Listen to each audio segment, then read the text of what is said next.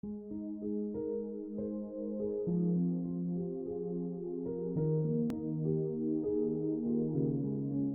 bénis les Seigneurs pour ce soir. Merci pour tout le monde. Nous allons prendre nos Bibles dans 2 Pierre.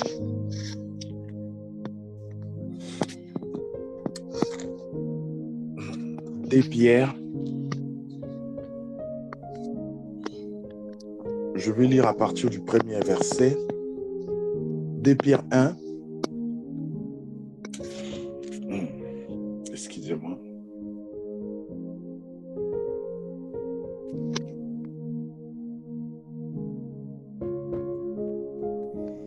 Je lis la parole de Dieu. Simon Pierre, serviteur et apôtre de Jésus-Christ. Salue ceux qui ont reçu le même privilège que nous, la foi. Ils la doivent à Jésus-Christ, notre Dieu et notre Sauveur, car il est juste. Que la grâce et la paix vous soient données en abondance par la connaissance de Dieu et de Jésus-Christ, notre Seigneur. Par sa puissance, en effet, Dieu nous a donné tout ce qu'il faut pour vivre dans la piété, en nous faisant connaître celui qui nous a appelés par la manifestation de sa propre gloire et l'intervention de sa force. Ainsi, nous bénéficions de dons infiniment précieux que Dieu nous avait promis. Il a voulu, par ce don, vous rendre conformes au caractère de Dieu. Vous qui avez fui la corruption que le mauvais désir font régner dans ce monde. Pour cette raison même, faites tous vos efforts pour ajouter à votre foi la vertu. À la vertu, la connaissance. À la connaissance, la maîtrise de soi. À la maîtrise de soi, l'endurance dans l'épreuve. À l'endurance, la piété. À la piété, l'affection fraternelle et à l'affection fraternelle, l'amour. Car si vous possédez ces qualités,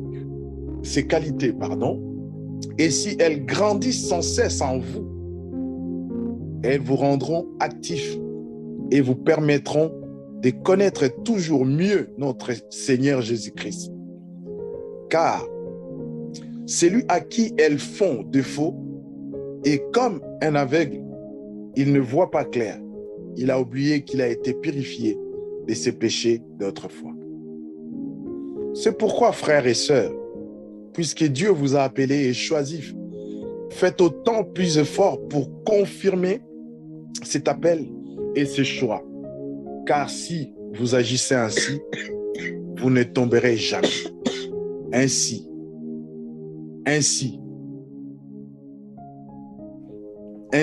nous serons grandes ouvertes ainsi vous seront grandes ouvertes les portes du royaume éternel de notre Seigneur et Sauveur Jésus-Christ. Papa, bénis ta parole dans nos cœurs. Nous voulons la communiquer telle qu'elle. Cher Saint-Esprit, merci de parler à nos cœurs, à chacun de nous, selon la mesure de sa foi et tes attentes, Seigneur, dans sa vie. Je te rends grâce et je te bénis, Père, au nom de Jésus.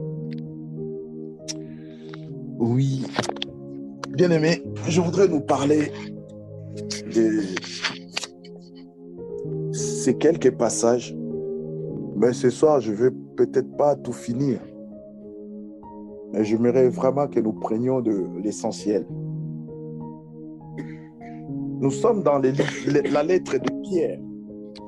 Ça, c'est sa deuxième lettre qu'il est en train d'adresser aux chrétiens. Et sur cette lettre, Pierre est en train de dire, il est en train de responsabiliser les anciens, les responsables de l'Église, pour leur dire comme quoi, de faire de sorte à ce que ceux qui ont reçu les mêmes privilèges que nous, C'est-à-dire, ceux qui ont cru en Christ, ceux qui sont sortis du judaïsme, étant que religion, du judaïsme, étant que vie, et qui sont entrés dans la vie qu'a donné Jésus-Christ au travers de sa mort à la croix, cet appel n'est pas comme l'appel du Sinaï. Vous savez, au mont Sinaï, même les enfants d'Israël ont vu la montagne en feu. Ils ont entendu même la voix de Dieu. Et à ce moment-là, ils ont dit à Moïse, non, non, non, non, vas-y toi. Nous, on ne pourra pas supporter cette présence. Ils ont vu. Et de là est descendu les 10 commandements.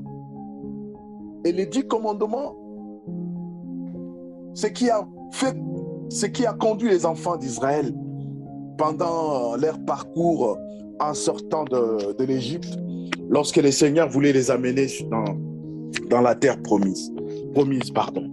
Et Paul, il dit aux responsables, c'est-à-dire aux anciens, prenez tout ce que vous voulez, pasteurs, docteurs, tout, aux anciens, de faire attention, surtout à ceux qui ont reçu ces privilèges. Le privilège qu'a reçu Pierre ici, ce n'était pas de connaître le judaïsme.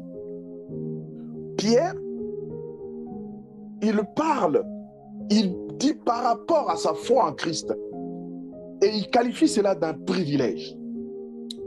Il dit que nous qui avons Christ, nous avons un privilège. Est-ce que ce soir nous réalisons que nous avons un privilège? Est-ce que ce soir nous réalisons que nous sommes des privilégiés? La foi que nous avons mise en Jésus, parce que Jésus est juste, est-ce que nous réalisons que nous sommes des privilégiés? Il dit que la paix soit donnée abondamment par la connaissance de Dieu et de Jésus-Christ notre Seigneur. Lorsque j'étais en train de revoir ces textes rapidement, il y a un mot qui m'a tiqué lorsque Paul parle de l'abondance par la connaissance. Laissez-moi nous dire une chose, bien-aimés. Lorsque le Seigneur nous appelle à lui, il ne regarde pas notre race. Le Seigneur ne regarde pas notre rang social. Il ne regarde pas notre niveau d'études.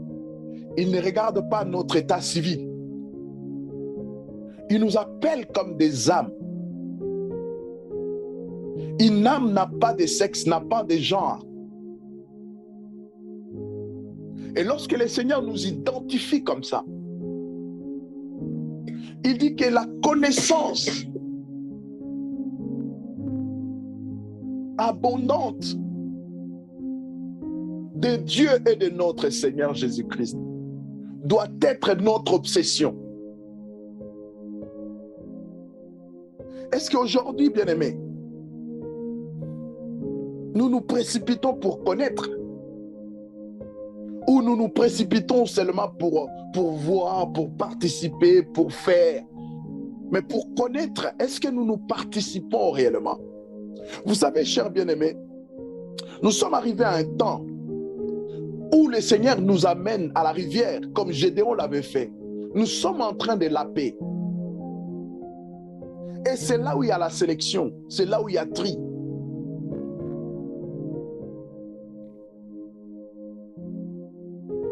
Est-ce que l'Église de Dieu aujourd'hui, nous pouvons lever la main ou nous pouvons taper notre torse pour dire comme quoi je cherche à connaître Dieu en abondance? Pierre dit que la grâce et la paix vous soient données en abondance par la connaissance. Et aujourd'hui, si nous regardons l'image de l'Église d'aujourd'hui, nous pouvons nous poser la question si réellement cette qualité de la connaissance, on peut l'attribuer à l'Église d'aujourd'hui. Aujourd'hui, il y a certaines personnes, certains enfants de Dieu, qui ne jurent que par l'homme de Dieu. Ils ne vérifient même pas les Écritures parce que c'est Daddy qui avait dit. Parce que Daddy avait dit, parce que c'est l'archibishop qui avait dit. Je parlais avec une dame, c'est une sœur avec qui on a prié il y a longtemps. On était là en train de partager sur le sang de Jésus et tout. Je lui disais des choses, mais elle me ramenait sur des personnes. Est-ce que tel pasteur, c'est un grand quand même? Est-ce que lui aussi, il ne connaît pas? Je dis, maman, le problème n'est pas dans un grand. D'ailleurs, je ne sais pas qui est grand. Parce que Jésus, lorsqu'il appelle les enfants, il dit, celui qui veut être grand dans le royaume doit être comme ses petits-enfants. Je ne sais pas qu'est-ce que tu me dis par grand. Mais une chose est vraie, c'est que toi, tu me racontes là, moi personnellement, je ne sais pas, peut-être que les versets existent, mais je n'ai jamais vu ces versets parlant de l'invocation du sang de Jésus. Je n'ai jamais vu ça dans la parole. Et si le verset existe, maman, je dois m'incliner et dire gloire au Seigneur. Mais si le verset n'existe pas, ne faisons pas dire à la Bible ce qu'elle n'a pas dit parce que nous croyons ou parce qu'un homme ou un grand homme ou une grande femme, je ne sais, quelqu'un qui a de renom, il a des titres, l'a dit. Paul il dit que la connaissance vous soit donnée abondamment, que vous abondez en connaissance, que vous soyez grand en connaissance. Cela vous donnera la grâce et la paix. Lorsque nous sommes fondés dans la connaissance, peut-être comme je parle de la connaissance, le frère Satel, je pense qu'il a été là dernièrement, il nous a parlé de savoir. C'est la même chose. Peut-être que moi, je n'irai pas dans les détails, mais vraiment, c'est la même chose. Et lorsque nous parlons de la connaissance, nous ne cherchons pas les gens qui sortiront de la Sorbonne ou des grandes écoles théologiques. Non. Celui qui écrit, qui couche ces mots ici, lui-même, il n'a pas fait de grandes écoles théologiques. Mais il parle d'une connaissance que les écoles théologiques, que les humains ne peuvent nous donner. Il parle de la connaissance abondante qui donne la grâce et la paix. La connaissance de Dieu et de notre Sauveur Jésus-Christ. Est-ce que tu les connais? Est-ce que tu les connais? Au verset 3, il dit, par sa puissance en effet, Dieu nous a donné tout ce qu'il faut pour vivre dans la piété. En nous faisant connaître, la connaissance revient encore. C'est qui nous a tout donné? C'est Dieu. Il nous a tout donné pour nous faire connaître. C'est lui qui nous a appelés par sa manifestation de sa propre gloire et l'intervention de sa force. Bien-aimé, le Seigneur ne nous appelle pas. Je l'ai dit. Ne sois pas frustré, ne vis pas dans les complexes, comme quoi je n'ai pas fait des grandes études, je ne sais pas lire, je ne sais pas écrire. Ça, c'est normal, bien-aimé. Mais les choses de Dieu, la Bible dit que la folie de Dieu la sagesse de Dieu, pardon, est une folie pour ceux qui périssent. La sagesse de Dieu est une folie pour ceux qui périssent. Dieu pouvait parcourir toutes les berges en train de chercher les pécheurs, les péagers, des gens qui n'avaient vraiment pas de connaissances, je ne sais comment. Mais Dieu les appelle à lui. Et aujourd'hui, nous avons des traces de ces gens-là. Dieu ne te veut pas licencier, je ne sais pas, maître, je ne sais dans quel domaine. Dieu veut seulement que tu saches qu'il t'a appelé. Et c'est lui qui te doit la connaissance. La connaissance de Dieu, on ne l'apprend pas dans une école. La connaissance de Dieu, on n'apprend pas dans une église. La connaissance de Dieu est individuelle. Lorsque nos cœurs s'ouvrent en Jésus, lorsque nous lui donnons notre vie, il commence à nous travailler selon notre appel, selon nos caractères, nos qualités, nos défauts. Il nous donne des vertus. Il dit qu'il a préparé. Il a préparé des choses pour que nous puissions vivre ces choses. La fois dernière, lorsque je parlais de l'église, la sœur Nanette nous a parlé de Tabitha. Nous avons vu que des bonnes œuvres, Dieu les a préparées, il les a prédisposées pour nous, bien-aimés. Donc, lorsque nous naissons dans le Seigneur, Dieu nous fait entrer dans sa destinée et au fur et à mesure, bien-aimés, nous récoltons ce que Dieu a mis sur notre chemin. Voilà pourquoi, très souvent, nous avons l'habitude de dire, il ne faut pas regarder aux autres. Il ne faut pas dire, pourquoi lui, pourquoi elle, pourquoi pas moi. Non, Dieu n'agit pas comme ça. Il a prédisposé les bonnes œuvres pour chacun de ses enfants. Ainsi, verset 4. Pardon, je reviens dans le verset 3. Appelé par la manifestation de sa propre gloire et l'intervention de sa force. C'est-à-dire, bien-aimé, Dieu, lorsqu'il nous a appelés à lui, il a déployé toute sa force. Il l'a manifesté pour nous sauver, disposer tout, dans tout ce que nous appelons dans la soterologie, dans le salut. Dieu a tout prédisposé. Vous verrez pourquoi Jésus n'est pas mort lorsqu'il était monté sur la croix. Il n'est pas mort pendant que les brigands lui parlaient. Jésus n'est pas mort pendant qu'on l'avait percé les côtés. Il n'est pas mort pendant qu'on lui mettait les clous dans le pied ou dans le paume des mains. Jésus est mort, bien-aimé, lorsque la prophétie s'est accomplie. Avant cela, il ne pouvait pas mourir. Tout était prédisposé. Jésus ne pouvait pas mourir comme Jean-Baptiste. Vous voyez comment Dieu fait? Dieu envoie Jean-Baptiste. Il dit, il est la voix de celui qui crie dans le désert, préparez, frayez la voie du Seigneur.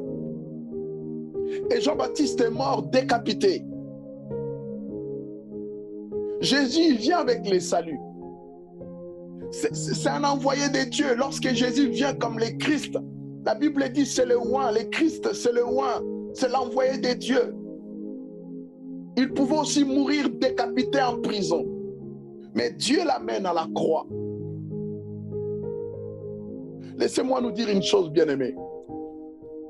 Moi, je suis choqué lorsque je vois l'Église qui vit en conformité, l'Église qui donne des noms, qui crée même des adjectifs, qui qualifie.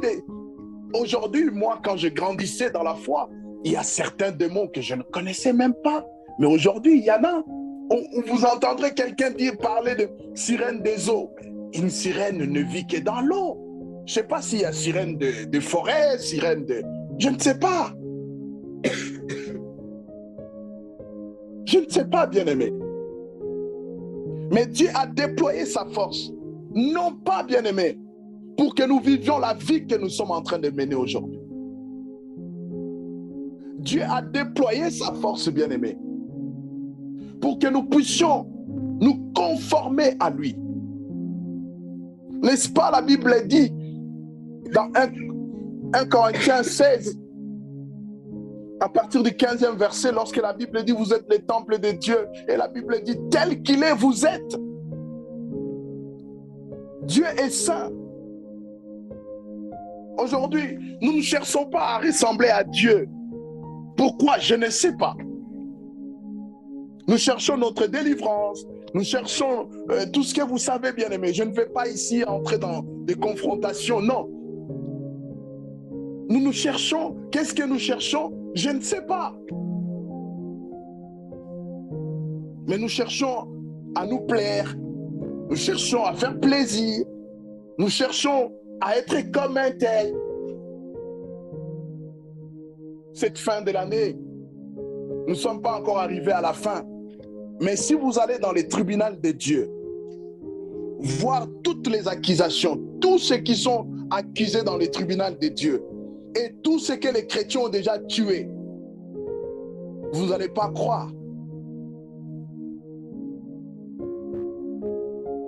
Moi, je me demande, est-ce que les sorcières n'agissent jusqu'à la fin de l'année? Est-ce que le Seigneur, lui aussi, il déploie son armement qu'à la fin de l'année? Tout ça, là, bien-aimé, parce que nous ne connaissons pas le Seigneur. Je connais mon frère Satel me connaît. Nous nous connaissons. Le peu de temps que nous sommes ensemble, nous nous connaissons.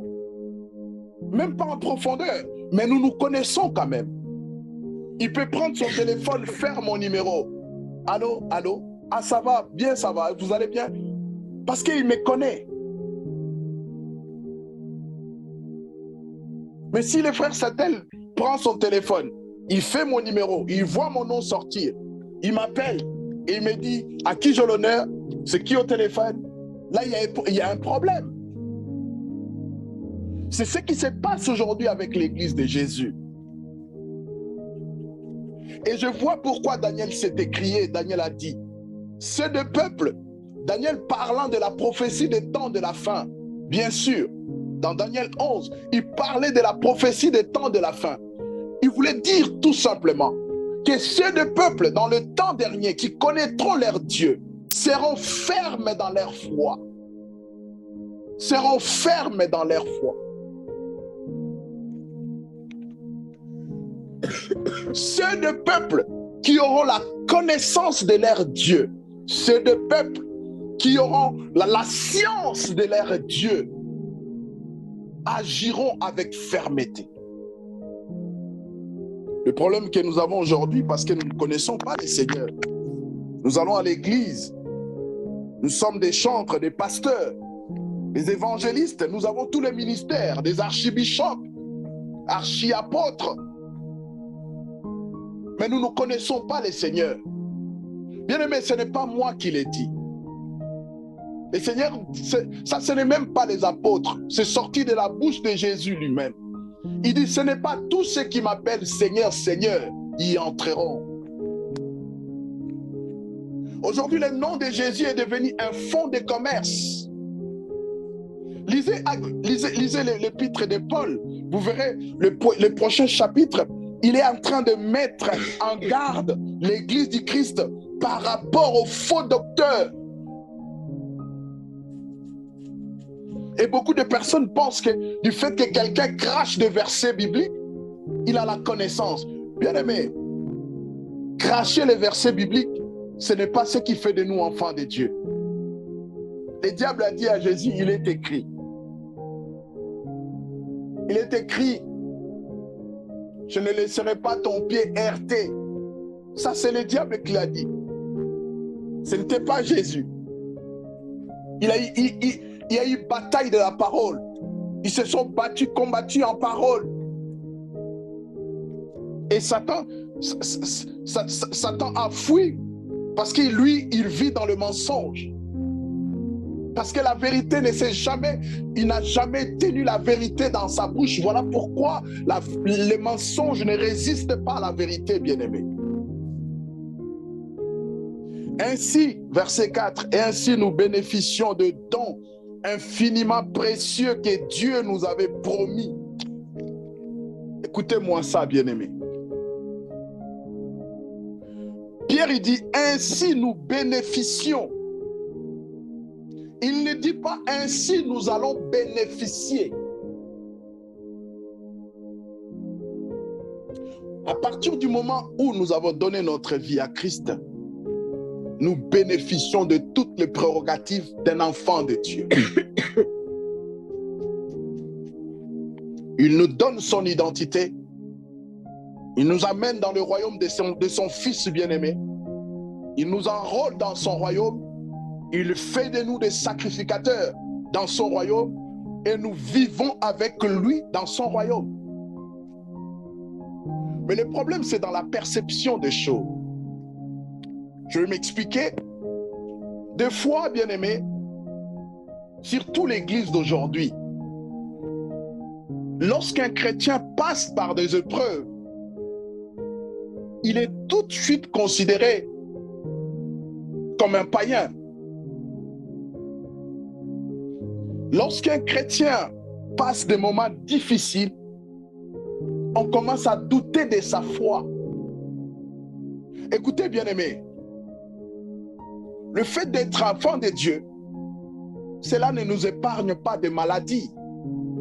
Cela ne nous épargne pas des épreuves.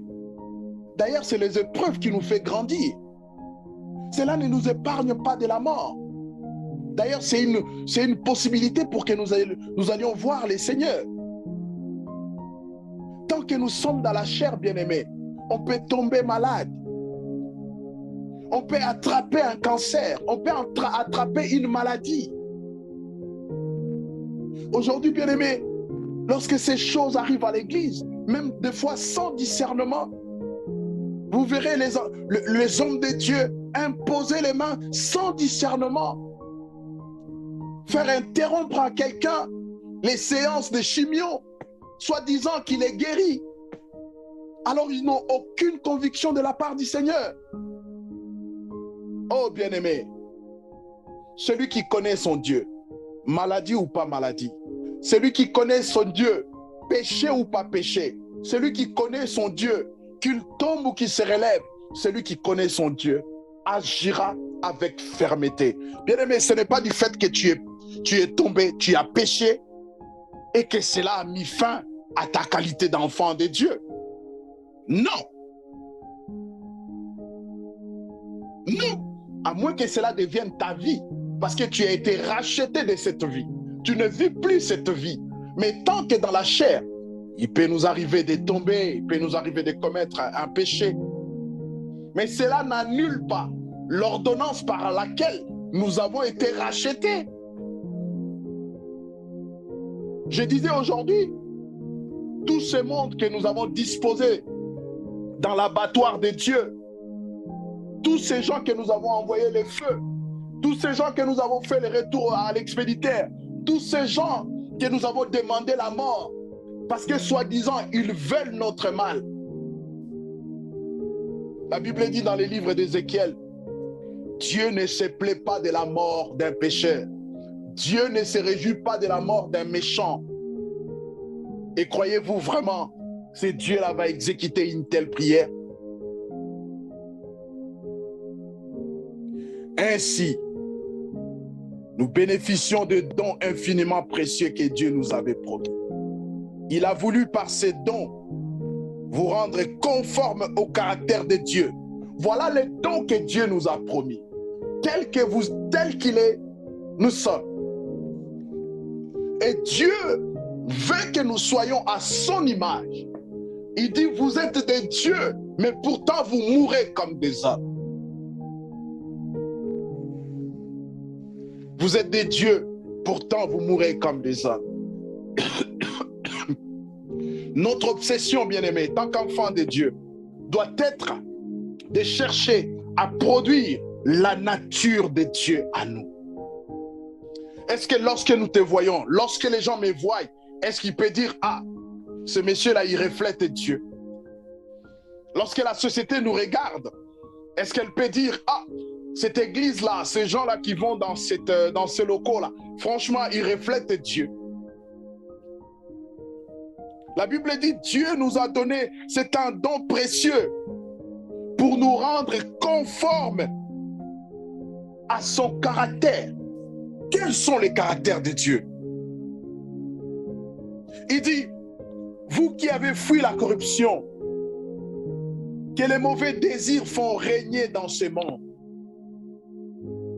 nous qui avons quitté le monde, nous qui avons fui la convoitise, les guéguerres, nous qui avons fui des chamailleries, des Congossa, la Bible dit, Pour cette raison même, parce que nous avons fui le monde, parce que nous ne voulons pas être conformes au monde, la Bible nous encourage. Il dit, pour cette raison, faites tous vos efforts pour ajouter à la foi la vertu. Au lieu de jeûner 40 jours pour chercher la vertu, ah Seigneur, aide-nous aussi.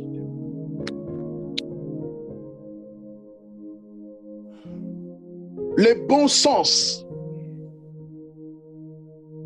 la capacité de vivre en harmonie avec la nature, avec son semblable, la vertu,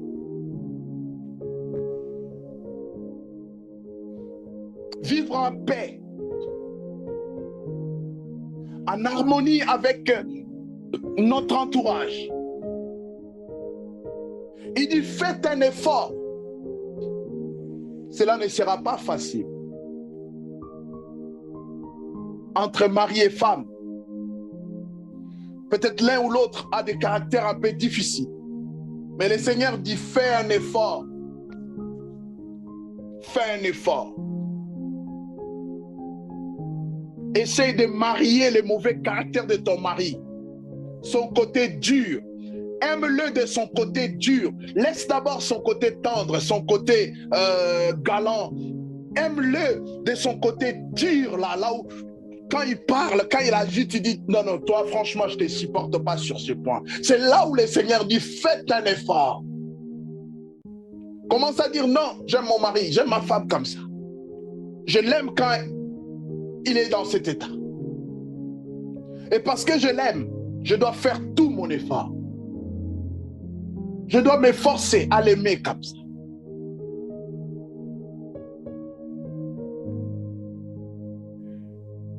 À la foi, la vertu. La vie chrétienne n'est pas seulement croire, croire, croire, croire. D'ailleurs, Jacques il dit, montre-moi ta foi sans les œuvres et je te montrerai la mienne avec les œuvres. Car une foi sans les œuvres est une foi morte. Bien-aimés, notre foi est mise en épreuve, non pas par rapport aux choses que nous aimons, par rapport aux choses que nous affectionnons. Non, notre foi est mise en épreuve lorsque nous rencontrons des décisions, des directions, des choses qui sont contraires à la nôtre. Lorsque nous rencontrons des personnes qui nous ressemblent à rien, des personnes que nous ne pouvons rien partager, c'est là où notre foi est mise en épreuve. Et le Seigneur dit, malgré cela, vivez bien. Et la décence de vivre bien en société, de vivre bien en famille, de vivre bien dans le foyer, de vivre bien. Et à la vertu, la connaissance. Le Seigneur ne veut pas nous laisser avec la connaissance.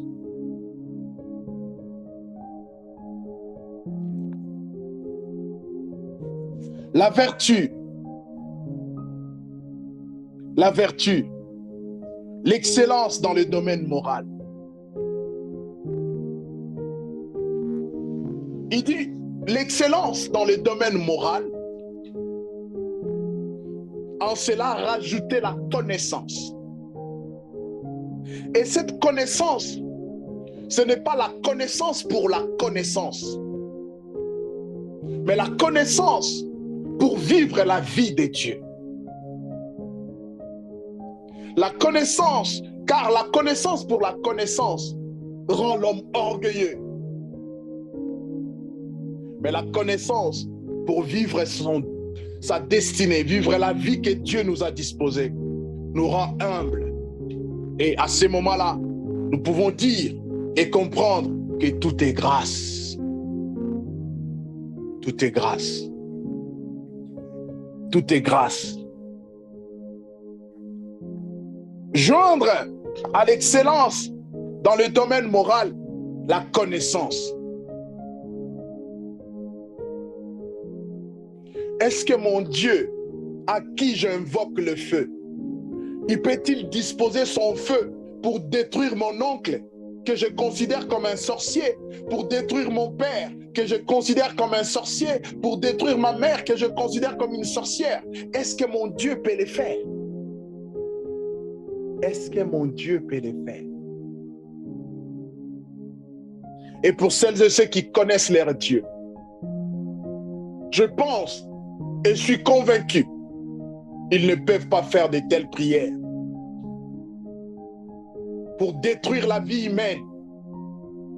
Cette vie pour laquelle Jésus s'est donné à la croix. Mais nous, avec beaucoup de légèreté, nous voulons la supprimer. Et nous nous frappons la poitrine et dire comme quoi, parce que je suis un enfant de Dieu. Oh, ignorant. Personne n'a mérité d'être enfant de Dieu. Si tu es un enfant de Dieu, c'est par la grâce. Peut-être que le sorcier, la personne dont tu traites pour un sorcier, peut-être elle et toi devant Dieu, Dieu la voit pure, Dieu la voit mieux que toi. Lui, il commet ses méfaits dans la cité.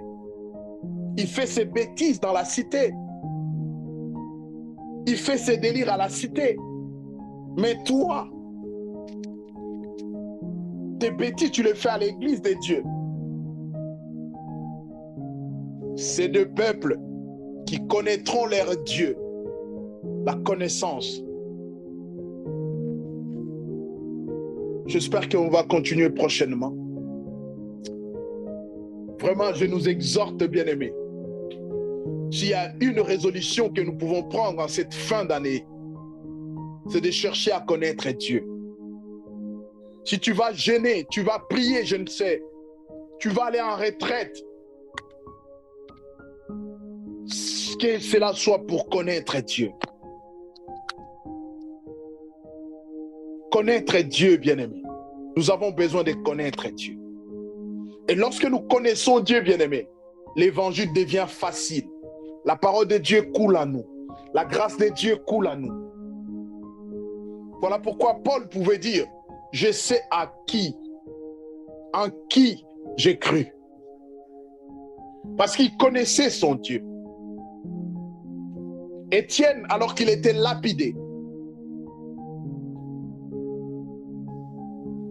il a produit la vie de Jésus. Il n'a pas demandé le feu. Il n'a pas demandé, je ne sais quoi, là, il n'a pas demandé les flèches ou quoi. Il a dit, Seigneur, pardonne-leur. Comme Jésus l'a dit à la croix, Étienne a reproduit la vie du Maître. Mais est-ce que nous sommes capables de le faire?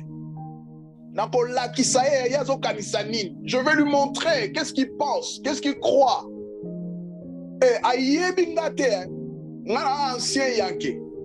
Il ne me connaît pas. Je suis un ancien caïd.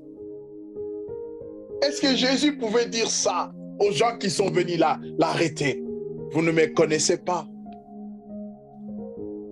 Même lorsque Pierre il sort son épée pour arracher l'oreille de ce monsieur qui est venu pour arrêter Jésus, Pierre il dit, Jésus dit non, non, non, non, non, non. Tu ne connais pas la pensée de Dieu. Tu ne connais pas la... J'avais même pas besoin de ton épée. J'aurais juste invoqué le Seigneur. Mon Dieu aurait envoyé une bataillon d'anges. Et l'histoire aurait été résolue. Mais il a dit, laisse accomplir la volonté de Dieu. Connaître le Seigneur. Aujourd'hui, nous connaissons le Seigneur qui est de sa partie feu dévorant. Nous le connaissons seulement étant que le feu dévorant. Mais il est aussi un Dieu compatissant. La Bible dit qu'il est riche en bonté. Riche en bonté. Dieu est pauvre en colère, mais riche en bonté. Dieu excelle en bonté. Voilà la différence. Je dirais, si vous me passez l'expression, j'aime pas trop utiliser ça, mais je vais quand même La différence entre la chrétienté et d'autres religions, c'est que la Bible nous dit de pardonner ceux qui nous font du mal, de prier pour ceux qui nous persécutent. Jésus l'a fait, bien-aimé. Nous pouvons le faire. Je bénis tous les sorciers de ma famille. Je bénis mes oncles, mes tantes, quiconque de ma famille complote contre moi. Je les bénis, Seigneur. Je les souhaite une longue vie jusqu'à ce que tu sauves leur âme. Je bénis toute personne dans mon entourage qui me veut du mal. Ceux qui sont dans les affaires, Seigneur, laisse que leurs affaires prospèrent. Ceux qui racontent des histoires qui ne sont pas vraies contre moi, Seigneur. Bénis-les, Seigneur, même lorsqu'ils prennent leur voiture, ils prennent le moyen de transport, ils prennent leur téléphone pour raconter des histoires sur moi, sur mon épouse, sur mon foyer, sur ma famille. Seigneur, je prie que tu le bénisses et que tu le protèges, Seigneur, que rien du mal ne puisse les atteindre jusqu'à ce que tu auras sauvé leur âme.